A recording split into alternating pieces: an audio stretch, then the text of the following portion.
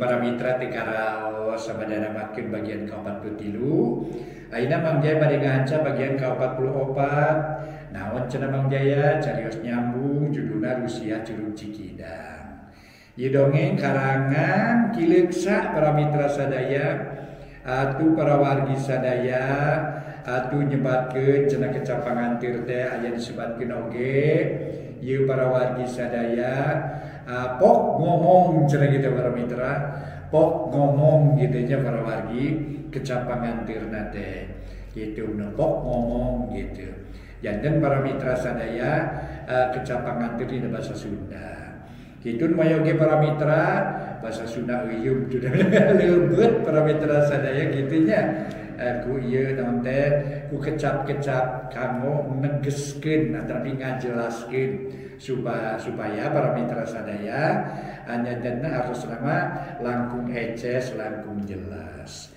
Mangga dongeng nu judulna Rusia Curug Cikidang karangan Kileksa dina bagian ke-44 urang lajengkeun wilujeng ngadangukeun.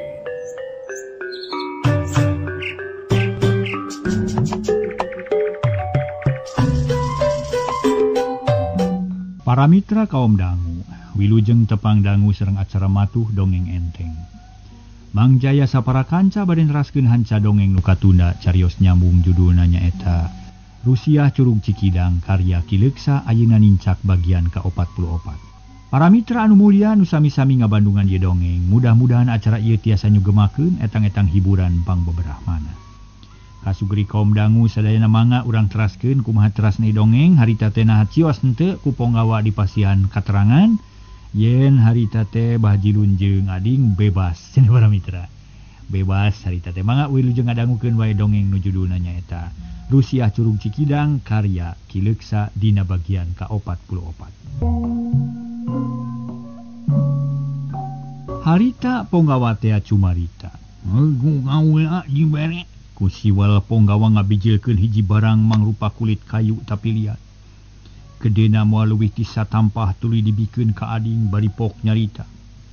Lamun manye aya nu nyanggep ni jalan, nunggu mun nemongkeun ieu pas dibebas. Panamukni geus ditekan dah ku kaula. Manye bebas, pok ka ditu gara balik. Nuhun atuh. Eta barang para mitra ku ading ditampanan. Geus kitu pok bahjilun milu nyarita lantaran manehna teu dibere. Ai keur kami mana? Ngatungan hiji panjelmana ge duaan. Jungum hiji ge nu nyewa ka maneh banggal ngarniut. Ya babarane dipanjala bareng moal janji masalah nyeugeura balik. Jawab ponggawa tegas leos ini. Dengareret deui ka ading jeung bahjilun atuh geus kitu mah teu loba carita. Bahjilun jeung ading buru-buru indit muru ka lawang benteng. Bareng jeung ponggawa nurek balik di lawang dihalangan ku gulang-gulang. Geuwat ading nemongkeun barang ti ponggawa teh. Tetela bener. Ading jeung bahjilun bisa laluasa bijil. Telila geus kaluar ti wewengkon karaton geus aya luareun benteng. Puguh we. Duanana meuni bungangang asa leupas tina tali gantungan. Duanana ngagedig leumpang hayang buru-buru jauh. Sieun digupayan deui ku gulang-gulang meureun. Hoream loba carita bisi salah ngomong. Beki lila beki jauh ti wewengkon karaton beras ka jalan gede. Tuluy duanana leumpang bangun tenang da inget kana amanat nyinining. Yen kudu salse jeung tumaninah ngarah teu aya nu nyuriga. Eta amanat kuduaan diperhatikeun pisan lantaran hayang salamet, hayang geura tepi ka lemur. Cita-cita nu hayang nulungan nyinining kapaksa dibatalkeun sabab geus yakin taya daya geus moal bisa naon-naon deui. Teu sangka ding. Nyinining kene nu bisa nulungan urang teh euy, mun asa ngemplong kana hade. Tapi kumaha ieu ading, hade goreng euy nyinining teh batur urang, kudu ditulungan. Ceuk bahjilun ngajak ngobrol. Bari leumpang hatena nganyit bae ka nyinining komo da keur aya di karaton mah. Nyinining teh asa leuwih geulis batan sasari. Oh jalan sejen kajabati kudu tega ninggalkeun manehna. Sabab najan keukeuh hayang nulungan ge urang mah eueuh kakuatan. Lamun dipaksakeun ngan ukur cilaka jeung deui sininget kana amanat manehna. Urang ulah loba pikiran, leuwih hade mikiran kasalamatan diri. Terus balik ka lemur, keun bae da manehna marek balik cenah jeung kolotna. Jawab ading tegas. Manehna teh galider panteng hayang geura balik samemeh katewak deui ku siluman geus kapok sakitu oge. Kumaha tuh ding, apaan tujuan orang teh? Pokoknya mah hayang nulungan Nining. Lamun balik lengom atuh kumaha tuh naon hartina? Nya, tapi naon hartina mun awak urang cilaka? Ngabela naon cing bah? Sedengkeun Nining geus yakin bakal aya nu ngabelaan. Nyatana aki antri. Adi urang rek saha nu ngabelaan? Sakieu ge geus untung aya keneh Nining nu bela ka urang. Kudu ngucap syukur bah, da biasana mah nu geus mah Nining teh ceuceum ka urang teh geuning. Ari ayeuna mah katara nyaheunana. Jadi hiji bukti ye Nining teh geus waras. Hatena teh geus nyaring pikirna. Ngan katalian keneh ku siluman kitu tah. Ading nyarita bari pepeta. Manehna pikiran jauh geus jeung api. Teu cepet, teu cupet kawas Bah Jilun atuh mending ngahulang Bah Jilun teh. Manehna lila mikir meuni ulang jiga nu berat mikirna. Lempang ngenoran lila-lila pokne mal deui soca leuleuy bangun anu ngelehan maneh. Atawa rumasa salah teu bisa mikiran nu leuwih asa. Oh bener ding lah geus we ayeuna mah ulah mikiran nasib sorangan. Urang nyalametkeun heula awak urang lantaran jeung tibatan cilaka teu puguh mah. Mending keneh balik atuh saja bati kitu moal aya hartina nulungan Nining oge. Da awak urang batan sakieu nyareli jeung rarengkeng asa rujat. Sigana mah ulut perang teh euy. Tah geuning ka harti ku abah ge. Syukur ari ka harti mah bah jadi urang teh kudu mikir dua kali dina kaayaan kieu mah kudu wayahna. Pikeun nyalametkeun diri teh kudu aya nu dikorbankeun. Dina hal ieu urang teh kapaksa kudu ngorbankeun cita-cita. Nyatana ngabatalkeun tujuan pikeun nulungan Nining. Sabab kaayaan urang batan sakieu tak kitu bah. Nya bener ding ah. Karti pisan ku abah ge. Tahina kumaha saterusna ieu lantaran urang teh teu nyaho ka jalan-jalan pibalikeun. Nu sanyana, nya ka mana jalananya? Ceuk Bah Jilun bari rarat-reret. Sabab sakabeh jalan nu kaliwatan asa aneh katempona teu wabuh. Ah, urang leumpang we ayeuna mah paratkeun jalan ieu. Na ka mana tepina sugan we ayeuna mah bisa tepi ka nagara urang. Sabab salse ayeuna mah teu riweuh kawas ti heula. Jawab Ading tetep tenang. Manehna mah henteu babari gugup pikiran kalah beuki caang. Jabungah geus bisa leupas tina kurungan panjara. Oh nyaho gaduh. Tapi itu naon ding? Bah Jilun nunjuk ka hareup. Barang diteuteup ku Ading tetel aya punggawa opatan marolotot kawas nu amek jeung ceuceum. Hayang ngarekeb kanu duaan atuh mending ngajenghok Ading sok sieun aya nu ngudag. Jeung deui para mitra bisi tanda ti penjaga panjara. Tanda ti penjaga panjara teu diperhatikeun. Tapi najan bari jeung kitu eta tanda geus dicekel ngarah tinggal ngasongkeun lamun dipariksa. Wah, silaka bah aya nu apaleun ka urang. Eta teh punggawa karajaan sababeda dina pakeanana. Tapi keun bae sing tenang bah lantaran urang mawa tanda bukti pamere ti nu ngajagana. Yuk, lempang sing tenang. Tapi sing hati-hati ding bising salah ngomong. Ah, teu kudu ngomong da tinggal mikeun tanda bukti bebas. Nya nama tuh. Sok teruskeun lempangna. Sabada ngarandeg sakedeung bari silih harewosan. Tuluy maju deui kalayan tenang duanana teu sieun ku punggawa nu begatan. Da boga bukti pamere ti punggawa nu ngajaga panjara teh. Akhirna lempang kapegat ku nu ngajaga teh reg eureun. Sabab dibere isarah ku nu jangkung badag sangkan eureun. Ading jeung Bah Jilun teu baha duanana areureun bari tetep pura-pura tenang ngan hate deg-degan. Urang manusia nya sia kumaha ning ulam bereng ka dieu ha? Moal-moal kabur sia. Jawab, mereka mana ha? Ceuk nu pamimpin. Kuring malin kabur rek balik ka nagara manusia. Geus dibebaskeun tak ieu buktina ieu. Ading ngajawab bari nemongkeun tanda ka punggawa nu mariksa. Olohok nu mariksa panon melong kana tanda akhirna pokna nya deui. Oh, ka arti. Naon sabab da bebas ha? Teu nyaho eta mah urusan raja anjeun. Nu penting mah ayeuna mah kuring bebas. Malah bungah tepung jeung anjeun sakalian we arek nanya. Ari jalan ka nagara manusia teh beuleuh mana euy? Ading jadi nekat. Asa meunang kasempetan kumaha wani nanyakeun. Nama ke nanyakeun. Madak mana bisa ka dieu pasti geus nyaho jalan. Naon ayeuna mah kejadiannya. Tapi bising penasaran mah kitu. Ceuk punggawa bari nunjuk ka tukang minana. Teuing ka mana da teh nyaho kaler kidul pikeun Ading mah. Oh, gitu syukur atuh.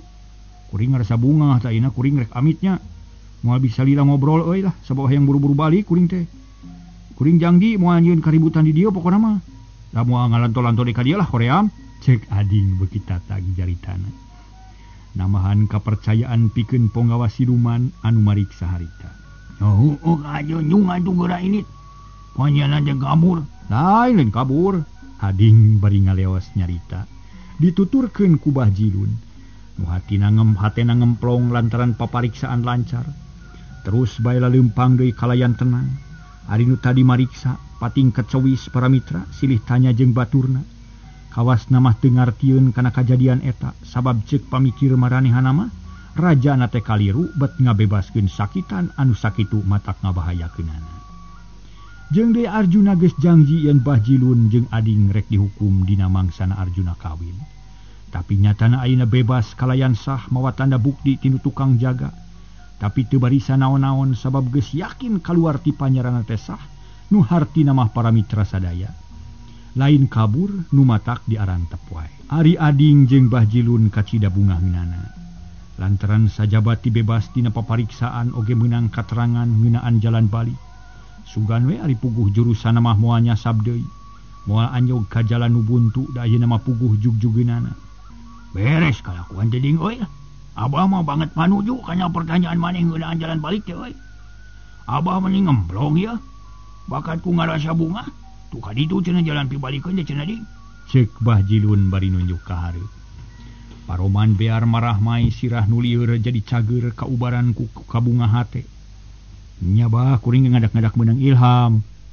Make wani nanyakeun sagala, pan beres geus kieu mah ye. Tina pamariksaan bebas, jalan ka pangbalikan nyaho. Untung bah, matak tenang we jelema mah lah. Temal ading, bangun reuwas. Tuluy neuteup ka hareup nyawang sorang. Alus pisan kalakuan jadi abah mah saduju. Nama rada gancang leumangna yang mumpung caang kene. Abah mah rada hariwang sok sieun manghideuy poek di jalan ti heula. Tapi muga-muga ieu mah sing caang sabab ceuk sebeurang ceuk rarasaan mah. Urang sote di dieu di alam siluman buat teuing di alam manusia mah poek. Tapi keun bae bah pokona mah salamet lah. Oh nyama tuh. Tuluy duana ngagaredig leumpang. Gancangna keur masing-masing hayang geura nepi ka lemurna. Hayang geura bebas tina rupa-rupa kasieun jeung kahariwang. Jalan nu disorang beuki lila beuki ti iseun, imah-imah beuki carang. Malah akhirna mah tepi ka sisi kota. Di dinya mah teu aya imah, teu tepung jeung urang dinya. Teu aya nu ngaharu biru sedengkeun tatangkalan beuki carang. Teu aya hiji-hiji acan nu akhirna mah anjog ka lapang keusik. Estu teu aya untungna, teu aya tungtungna, cigana mah satungtung deuleu ngan sagara keusik malulu. Ading jeung Bah Jilun bingung lantaran jalan tadi teh ngebat jadi leungit. Kakenca jeung kakatuhu sarua bae asa teu aya bedana. Kahareup jeung katukang kitu-kitu keneh kawas keur leumpang di laut. Sakurilingna cai jeung cai bae ngan ari di dieu mah keusik malulu. Para mitra anu mulia, tapi nu duaan teu eureun tuluy leumpang nyorang sagara keusik. Lempeng kahareup teu pungkal pengkol lantaran inget kana amanat ponggawa teh. Yen kadinya cenah jalana tapi teu puguh watesna nu kapanggih teh. Iwati lautan keusik tungtungna ading bingung reg eureun. Nah make eureun ding hayu urang balik. Bingung bah kamananya tungtungna ieu teh. Satungtung deuleu teh ngan keusik jeung keusik we ari jalan teu puguh ya. Kumaha nya? Ading bari neuteup ka hareup. Geus kitu ngalieu ka tukang tetela di tukang teu aya naon-naon kajabati sagara keusik. Geus jauh ti kota siluman geus teu aya tatangkalan nu tembong komo imah mah. Nya urang dulu we ka hareup susuganan akhirna tepi ka nagara. Ulah pondok harapan ding bising aya manten nu nyusul. Cek Bah Jilun mere hate ayeuna mamanehna nu pinuh ku sumanget. Ieu ge teu kawa teu pondok harapan bah tapi kudu asak mikir ye. Bisi aya nu teu kapikir ku urang, tapi geuning bet kieu ye sarua we sakurilingna. Yuk urang maju. Ading tuluy leumpang deui. Bah Jilun maju lalaunan akhirna ngareneng leumpang. Beuki lila beuki jauh. Kaayaan tetep jiga tadi sagara keusik teh jiga taya tungtungna. Tapi sanggeus lumampah kira-kira 2 jam lilana kaayaan rada robah. Cahaya nu tadi bengras mimiti surem beuki lila beuki surem. Tungtungna reup poek atuh Bah Jilun meni ngarenghap bakat ku reuwas. Malah ading sarua ngarasa kaget jeung bingung. Geus poek bah, kudu ka mana leumpangnya? Jalan teu katempo laun maksa sieun nubruk ye. Nubruk jurig atawa setan atawa jurang nulung kawing. Beuh. Cilaka bah poek bah, ading bari ngarandeung. Nya tapi alusna mah urang eureun ding. Ulah eureun terus we leumpang. Ngan leumpangna ulah misah kapaksa kudu bareng silih cekelan we leuy mah. Nama tuh mulai tungtung nak dicicing bae mah. Keun lah urang lalakonan we ulang lampahan. Pokona mah lahan ayeuna mah urang lampahkeun. Leumpang tuluy. Nah ka mana tuluyna ieu jalan teh? Nambah cek Ading jadi nekat manehna geus taya kasieun. Oh ayo sok atuh silih cekelan ding. Gep Bah Jilun nyekel pigeulang leungeun Ading geus kitu leumpang deui bari jempe bangun keung. Duanana teu aya nu wani nyarita ari leumpang lalaunan. Disasar heula jiga nu lolong lantaran sieun aya jurang atawa aya nu barang anu matak ka cilaka. Atuh leumpang teh lila ari kitu mah teu bisa gancang jiga tadi. Tapi dalah di kumaha da kaayaan batan sakitu kapaksa duanana pating karayap. Malah akhirna mah teu leumpang ngoronang da puguh beuki lila beuki poe. Meni meredong teu aya pisan cahaya. Bah Jilun jeung Ading bener-bener kasiksa duanana teu aya nu wani nyarita. Bakat ku sieun kesang tiis nyorolok jajantung ratu. Lelembutan jiga nu nungtut kalalabur pikiran kumalayang kanu lain-lain. Nu kasawang kajadian-kajadian nu garoreng teu ngaharepkeun meunang kasalametan. Tapi akhir nama Ading sadrah pasrah kanu maha kawasa. Rek kitu rek ieu ge kari kumaha behna pok Ading ngomong sorangan. Gusti. Hapunten sagarupi kalepatan abdi margi rumao seueur kalepatan seueur teuing lamunan nu teu pantes. Nu dilamun ku abdi. Seueur cita-cita nu teu pantes dipikahayang ku abdi. Tah ayeuna mah kieu buktosna ieu sadaya hasil tina kasarakahan abdi. Hasil tina kalepatan abdi. Kumargi kitu abdi nampi kana naon-naon nu bakal tumiba. Mangga abdi nyangakeun badan sakujur. Pati hurip bagja cilaka angin Gusti nu kagungan. Kitu cek Ading. Ngomongna bener-bener bareng jeung hate panteng kayakinan kanu maha kawasa. Yen sagala rupa ge teu leupas tina kakawasaan anjeunna. Ari Bah Jilun rumenghap manehna ge kakara sadar. Yen manehna teh manusa, nu salilanangan ukur diriweuhkeun ku kahayang. Kahayang nu bijil tina kerteg ati sorangan. Ana geus ningang disial akibatna karasa deui. Ku sorangan nyeri peurih geus kapanggih larawirang geus kasorang. Kitu ceuk babasaan teh mah karasa pisan ayeuna mah Bah Jilun teh asa diingetan ku Ading. Entog mulang ya para mitra. Nyeri peurih geus kapanggih larawirang geus kasorang entog mulang ya para wargi aduh. Urang teraskeun. Oh nya Ding. Ayeuna mah kapaksa urang teh kudu pasrah sumerah kanu maha kawasa. Da bohongan urang mah bodoh asak kahayang naon teh aya kahayang bari teu dibarengan ku ilmuna. Tak kieu karasana Ding. Bah Jilun rada ngalengis. Hatena karasa peurih jeung keung tapi pasrah kanu maha kawasa. Geus baheula ayeuna mah. Nandeda kanu maha kawasa sangkan urang salamet. Sarta bisa balik ka nagara manusia. Ulah kukuli bekan we dinu poek jiga kieu sabab yakin di mah alam batur. Alam siluman nu lain hontalieun urang. Nama jude bah bari ngadua ka pangeran. Cek Ading bari tetep ngomong. Harita teh para mitra hapunten harus ngomong. Ngoronang teu jauh jeung Bah Jilun da embung papisah. Ari Bah Jilun teu ngaromong deui terus ngoronang bari gagerendengan. Nyamat-nyamat kanu maha kawasa. Ayeuna mah inget ari geus meunang musibat jeung kasieun mah teu cara keur mangih ka bunga tara ingat saeutik-eutik acan. Duh geuning cenah para mitra. Emut kanu maha kawasa teh keur mangih ieu we musibat wungkul cenah para mitra. Mangih kapeurih cenah ikir dina kaayaan senang mah tara ingat-ingat acan kitu cenah para mitra sadaya.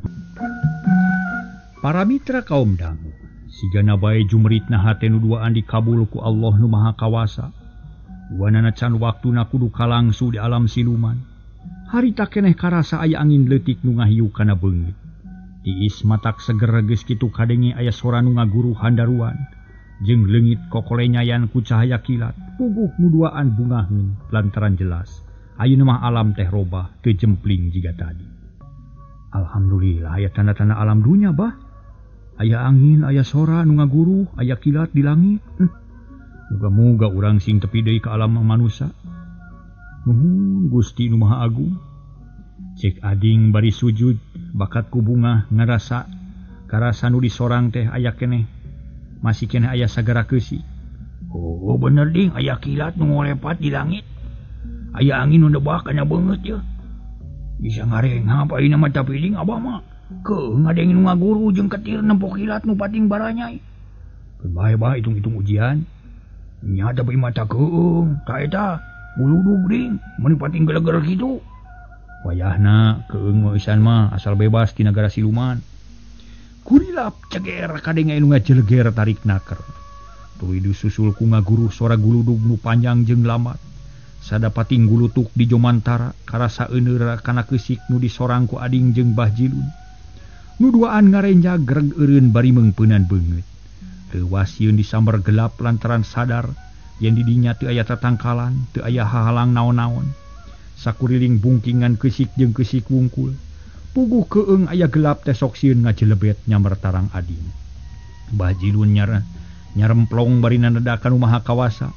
Sangkan disalametkeun tina bahaya sedengkeun gelap jeung kilat tuluy kadenge taya eureuna jiga nu ngahaja ngadoja nyingsieunan kaduduaan ceger gelap sababaraha kali kadenge nu rongkah disusul ku sora nu teu pati tari. Pating jelegur di jomantara ari kilat pating baranyai lir letah seuneu anu narang harita teh narang lir letah seuneu naraka anu ngalentaban kana waruga Bah Jilun jeung ading.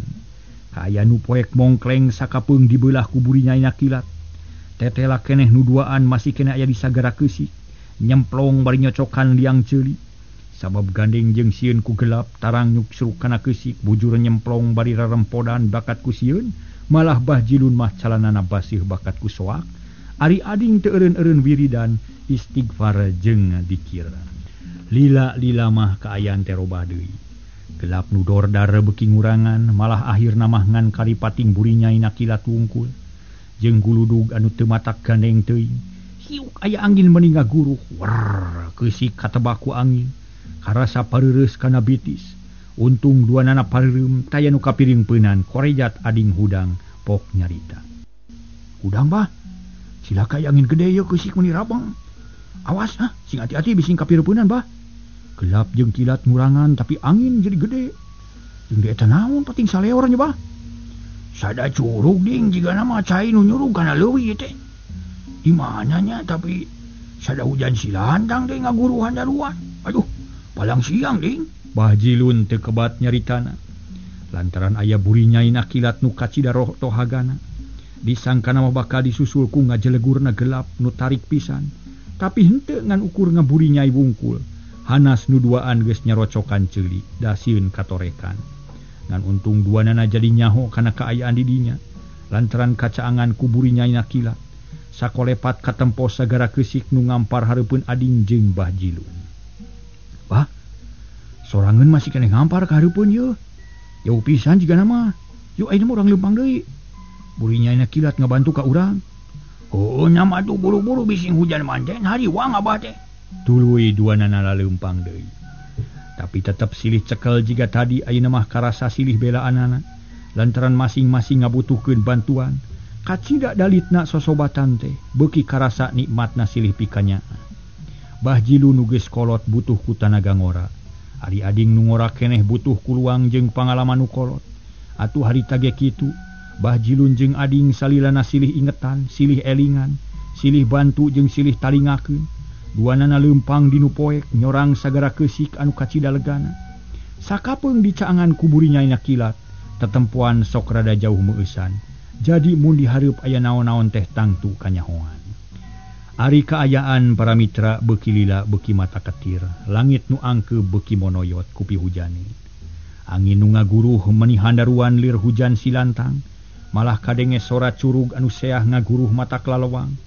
Matak ngabingungkeun keur ading jeung Bah Jilun. Sok sieun dihareup aya jungkrang lungkawing, tapi unggal kacaangan ku cahaya kilat tetep hareupeun teh keusik anu ngampar satungtung deuleu siga teu aya watesna. Akhirna para mitra sadaya seor kadenge sora hujan beuki lila beuki deukeut. Nu akhirna pisan bereg hujan palebah ading. Bah Jilun jeung Bah Jilun kecelakna cai hujan karasa gede pisan dapating paralak jeung pating peletok kana sirah. Ari nu kana beungeut meuli peureus asa diauran keusik. Waduh, nu dipikasieun teh kajadian ding urang hujaneun euy. Keun bae Bah sabar we, mata kieu ge geus jadi milik urang. Tapi sing waspada bisi jalan kahalangan ku hujan. Tetempuan moal bisa jauh, jeung deui ulah gancang teuing bising aya jurang teu kanyahoan. Bahaya pan. Temal ading teu boleh waspada jep duanana jempe deui. Nu kadenge iwati ngaguruhna hujan nu beuki lila beuki gede. Pating paralak kana sirah. Sakedeung ge duana geus rancucut kahujanan bajuna barase. Hujan beuki gede geus jeung lila sakapeung aya kilat ngabaranyai, ngaburinyai. Disusul ku gelap nu ngabeledag ditema ku guludug jeung sorana panjang. Gegelegeran jiga aya barang gede nu teuas ngagororong di langit. Atun duaan ge murungkut sieun kabentar gelap. Ceuk rarasaan ading jeung Bah Jilun mah harita teh geus leumpang. Aya kana 3 jamna nu ditincak masih keneh karasa kasap tandana keusik. Hujan beuki gede tapi aneh teu aya cileuncang. Angin pating gelebug, hujan pating saleor katebaku angin. Karasa pating peletak kana tarang tungtungna nu duaan teh jiga teu inget naon-naon. Suku tetep ngalengkah ari perasaan ngalayang. Pipikiran teu pati sadar. Malah asa aya dina ila alam pangimpian. Inget-inget geus kadenge sora seahna caah. Jeung ngaguruhna cai curug nu tohaga peg duanana ngararenjag. Reg areureun bari luak liek tapi taya nu katempo. Da puguh poek nu duaan mu cicit kahujanan tiris meninga hod-hod huntu noroktok kabulusan sukuna asabaraal. Wah, cilaka bah urang teh teu nyaho pilampaheun ye. Kudu kumaha mun geus kieu nya hujan teh teu daek raat. Kaayaan tetep poek. Duh, indung abdi tulungan, ceuk ading bari ngagibrig bakat ku tiris. Bah Jilun sarua, "Ading kumaha adunya aya di mana ayeuna urang teh?" "Teuy, Bah yuah leumpang deui we," ceuk ading bari narik leungeun Bah Jilun. Nu dicekel terus duanana ngalengkah lalaunan tapi koleang duanana ragrag kana jurang. Karasa ngoleangna awak meni ngalayang, hatena pating lalenyap. Bari ambekan ditahan tapi gero pating jerelit. "Tulung! Aduh tulung! Tulung! Tulungan!" ceuk Bah Jilun sorana ngiles dileg-leg ku ngaguruhna cai. Kasilep ku sora hujan nu handaruan les nu duaan kapaehan teu nyaho kana kajadian saterusna. Kaayaan tetep jiga nu poek dan jiga tadi poek meuni merdong hujan ngaguru handaruan.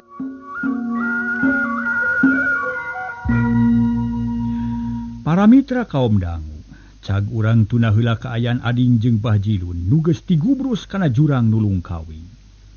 Ayeuna urang malikan ka tukang nyaritakeun Aki Antri nu geus lila katuna. Ayeuna urang tuluykeun deui. Harita teh Aki Antri dijajabkeun kana kareta emas, malah dikawal ku kusirna nu kawilang gagah keur ukuran bangsa siluman mah. Kareta nu ditumpakan ku Aki Antri ngalayang luhureun tatangkalan, ngaliwatan pucuk-pucuk kain nu rajeg sapapanjang jalan. Aki Antri tetep ayem malah ngarasa bungah jeung bagja. Lantaran tujuanana hasil, sabagian tina pagawean geus laksana kalayan lancar. Harita bari nitenan jalan nu diliwatan Aki Antri ngupat dina sajeroning manahna. "Nu teuing rencana aing teh geus laksana saware. Nu hardina pagawean saterusna bisa dijalankeun. Ari sabab yakin ayeuna mah ninining teh kapangi geus tepung jeung aing kalayan jelas. Manehna aya di nagara siluman. Geus jadi genggeman sirarang kancana, keun tinggal ngajalankeun tarekah we ayeuna mah. Sigana moal kungsi 2 minggu," ceuk hate Aki Antri bari tetep melong ka hareup. Nyawang jalan nu rek diliwatan ku kareta, kaayaan di dinya karasa asa tiis jeung mata kuaas. Lantaran para mitra di belah wetan katara nu hurung ngempur. Sigana mah harita teh geus wanci isuk-isuk di alam manusia mah. Beuki lila kareta beuki deukeut. Kanu caang tungtung nabrai kaayaan teh caang berak. Puguh kusir reuwaseun lantaran manehna mah elmuna hanap keneh teu kuateun lamun kudu lumampah dina kaayaan beurang. Komo lamun geus bijil sang Batara Surya. Reg kareta emas teh eureun, kudana teu daek maju sarta kusirna muring. Nah make eureun di dieu kusir lemur agi teh jauh keneh. Ayeuna mah kakara tepi ka tapal wates sayo maju deui. Apaan ceuk raja ge kudu nepi ka uru tadi, nah kalah ka eureun, ceuk Aki Antri jiga nu hayang ngadoja. Nah naon sababna pangna eureun? Pada sakilat ge ku anjeunna kahartieun yen kusir sieuneun ku beurang. "Punten Aki, kuring teu bisa kebat ka lemur Cibonteng, lain teu nyaho atawa teu apal. Tapi kuring teu wani lamun kudu lumampah dina kaayaan kieu. Caangna Batara Surya matak nilaka pikeun kuring. Jeung matak ruksak kana kareta kerajaan, wayahna ki kuring moal kebat." Moal bisa kebat. Aki antri ngahuleng. Anjeunna can waka harita teh para mitra. Can waka nema deui kalah ka melong ka hareup. Siga nu hayang yakin hanya geus beurang atawa lain. Tapi tetela geus beurang lantaran tidinya katara. Aya garis-garis bodas semu hurung anu nembus kana mega-mega bodas nu ngayang di langit. Yakin cahaya sang surya. Nah, tu ari bareto bisa apa dia kareta teh kungsi datang ka lebur Cibonde. Dina mangsa da beurang. Malah mah keur mojeuna panas poe, tapi na hari ayeuna teu bisa aki mah heran ye. Aki Adri nanya sakali deui lantaran hayang nyaho kana rusiahna siluman. Eta mah sarengkang jeung raja anjeun cukup ilmu cemar panalar. Moal eleh ku atah-atah margi warahan ramana nu gagas sakti mandraguna. Ari kuring mah teu bisa naon-naon. Teu aya kawisa pindah kadar pangkat kusir, meureun ku aki ge kasawang palebah dieu mah. Da aki ge sanes makhluk samanea, ceuk kusir meuni terang-terangan. Memang manehna can cukup elmuna atuh aki antri meuni ungut-ungutan. Ngarti ayeuna mah kana kaayaan siluman, yen di nagara siluman ge soal ilmu mah panta-panta teu kabeh gagah.